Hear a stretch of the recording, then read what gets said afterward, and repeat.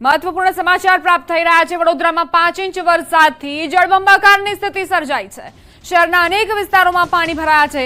વરસાદની આક્રમક બેટિંગથી શહેરમાં પાણી જ પાણી નજરે પડ્યા। રાવપુરા દાંડિયા બજારમાં પાણી ભરાયા। સુભાનપુરા આજવા રોડ પર પણ પાણીની સ્થિતિ, પાણી ભરાવાની સ્થિતિ। કાલાઘોડા પાસે વિશ્વામિત્રીની સપાટીમાં વધારો। વિશ્વામિત્રીની સપાટી 19.58 ફૂટે પહોંચી। આજવા સરોવરની સપાટી 212.85 ફૂટે નોંધાઈ। ભારે વરસાદના કારણે અનેક રોડ પર પાણી ભરાયા। રોડ પર પાણી ફરી વળતા સિટી બસ સેવા અટકી।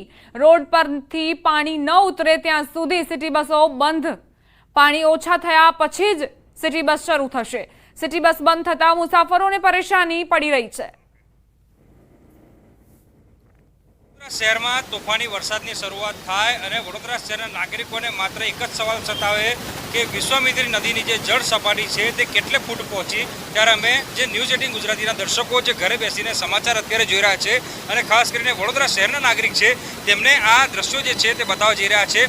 ઉલ્લેખનીય બાબત છે કે વડોદરા શહેરમાં છેલ્લા 2 કલાકથી અવિરત વરસાદ વરસી રહ્યો છે, તો ઉપરવાસમાં પણ ભારે વરસાદ છે અને વડોદરા જિલ્લાના જે ગ્રામ્ય વિસ્તારો છે ત્યાં પણ અવિરત વરસાદ છે, જેની સીધી અસર જે વડોદરા શહેરના મધ્યમાંથી પસાર થતી વિશ્વામિત્રી નદી છે તેના પર જોવા મળી રહી છે।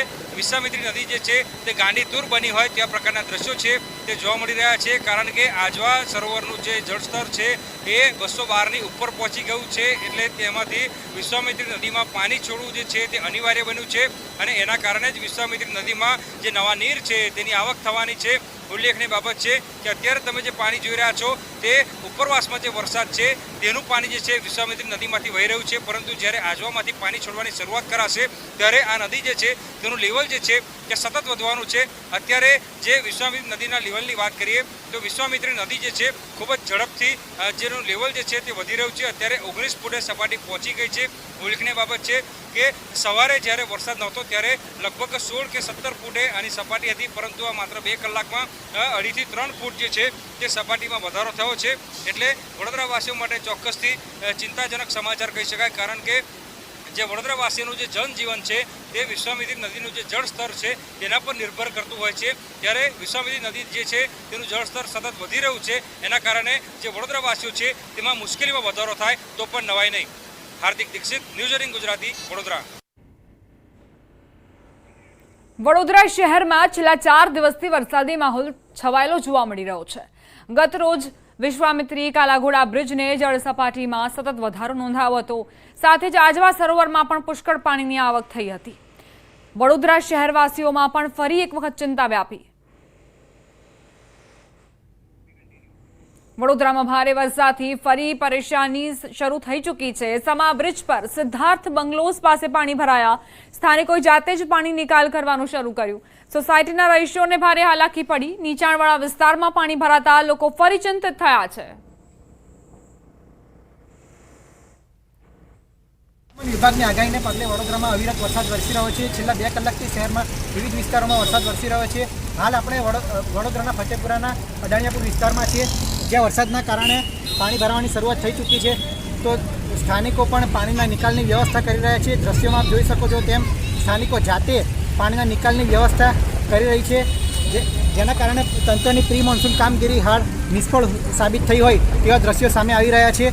વડોદરામાં છેલ્લા 2 કલાકથી લગભગ 5 ઇંચ જેટલો વરસાદ વરસ્યો છે, જેના કારણે વિવિધ વિસ્તારો, નીચાણવાળા વિસ્તારો જેવા કે રાવપુરા, ફતેપુરા, સયાજીગંજ વિસ્તારમાં પાણી ભરાવાની શરૂઆત થઈ ચૂકી છે। વડોદરામાં સતત વરસાદના કારણે અનેક નીચાણવાળા વિસ્તારોમાં પાણી ભરાયા છે। હાલ આપણે છીએ સંગમ 4 રસ્તા વિસ્તારમાં, જ્યાં લાલ બહાદુર શાસ્ત્રી વિદ્યાલય આવેલી છે, જ્યાં ઘૂંટણસમાં પાણી ભરાયા છે। ત્યારે સવાલ એ છે કે જો મોડી રાતે આખી રાત આ રીતના સતત વરસાદ ચાલુ રહે તો આવતીકાલે બાળકોને સ્કૂલે આવવામાં સમસ્યાનો સામનો કરવો પડી શકે છે। તેમ સમાચાર વડોદરાથી ગરબા આયોજકોની મહેનત પર કુદરતે પાણી ફેરવ્યું। કુદરત જાણે નારાજ હોય તેમ કહેર વરસાવી રહી છે। ગરબા ગ્રાઉન્ડ પાણી થયા। નવલખી મેદાન, VNF ગરબા ગ્રાઉન્ડની દુર્દશા પણ સામે આવી રહી છે। પાણી અને કીચડથી ગ્રાઉન્ડ ખદબદી રહ્યું છે। આયોજકોની ચિંતામાં પણ વધારો થયો। જો ચાલુ ગરબાએ વરસાદ વરસે તો કેવી સ્થિતિ સર્જાશે તેનો આપ અંદાજ લગાવી શકો છો।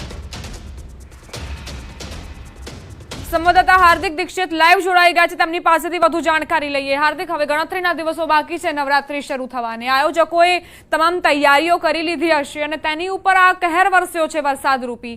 શું પ્રતિક્રિયાઓ? દીપા, જો વડોદરા શહેરની વાત કરીએ તો છેલ્લા 2-2.5 કલાકથી સતત વરસાદ વરસી રહ્યો છે. શહેરના રસ્તા હોય કે સોસાયટી વિસ્તાર હોય પાણી થયા છે. પરંતુ હવે જ્યારે થોડા દિવસો બાદ ગરબાનું આયોજન થવાનું છે, નવરાત્રી શરૂ થવાની છે, ત્યારે ગરબા ગ્રાઉન્ડની કેવા પ્રકારની દશા છે તે અમે દર્શકોને બતાવી રહ્યા છીએ. તમે દ્રશ્યો જે છે તે જોઈ રહ્યા છો. તે નવલખી જે ગ્રાઉન્ડ છે ત્યાં વડોદરા નવરાત્રી ફેસ્ટિવલ નામે જે ગરબા છે તેનું ભવ્ય આયોજન જે છે તે કરવામાં આવતું હોય છે. પરંતુ વરસાદ જે રીતે પોતાનો કેર વરસાવી રહ્યો છે તે જોતા લાગે છે કે જાણે કુદરત ગરબા આયોજકોથી નારાજ હોય. કારણ કે ગરબા આયોજકોએ જ્યારથી ગરબાની તૈયારી શરૂ કરી છે ત્યારથી રોજે રોજ વરસાદી ઝાપટા જે છે તે પડી રહ્યા છે. અને આજે તો વડોદરા શહેરમાં જે મેઘરાજા છે તે મન મૂકીને વરસ્યા છે. અને મેઘરાજા મન મૂકીને વરસતાની સાથે ગ્રાઉન્ડની કેવા પ્રકારની દશા થઈ છે તે જોઈ શકાય છે.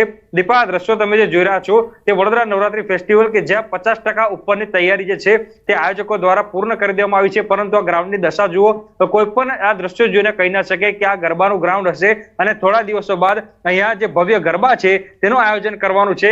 ઉલ્લેખનીય બાબત છે કે જ્યારે 2 દિવસ પહેલા વરસાદી માહોલ સર્જાયો હતો, ધોધમાર વરસાદ પડ્યો હતો, ત્યારે ગરબા આયોજકોએ ફરી એક વખત જે મહેનત છે તે કરી હતી. ફરી એક વખત ગરબા આયોજકો તૈયારીમાં જોતરાયા હતા. પરંતુ ફરીવાર કરેલી જે મહેનત છે તેના ઉપર ફરી એક વખત જે છે તે પાણી ફરી વળ્યું છે. એટલે ગરબા આયોજકો અત્યારે મૂંઝવણમાં છે કે હવે તૈયારીમાં જોતરાવું કે નહીં જોતરાવું. કારણ કે જો આ જ રીતે વરસાદ વરસતો રહેશે તો ચોક્કસથી વડોદરાવાસીઓની મુશ્કેલી વધવાની છે. પરંતુ જે ગરબા આયોજકો છે તેમને લાખો કરોડો રૂપિયાનું નુકસાન જે છે તે વેઠવું પડે તેવા પ્રકારની પરિસ્થિતિ સર્જાશે. કારણ કે ગરબા આયોજકોએ છેલ્લા ઘણા દિવસોથી જે ગરબાના પાસનું રજીસ્ટ્રેશન છે તે ઓનલાઈન શરૂ કરી દીધું છે.